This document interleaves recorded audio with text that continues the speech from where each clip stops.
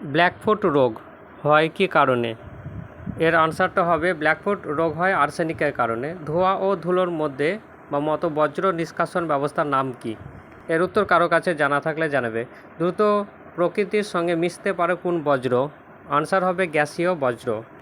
জীবাণু মিশিয়ে বজ্রকে বিয়োজন করা হলে তাকে কি বলা হয়ে থাকে? এর আনসার কারো জানা থাকলে অবশ্যই জানাবে।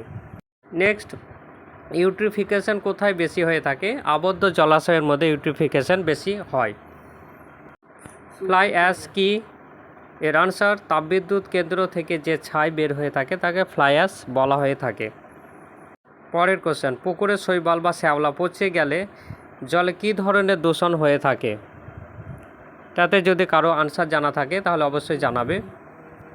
সেই সঙ্গে জানাচ্ছি ভাগীরথী হুগলি নদীর জল দূষিত হচ্ছে কেন?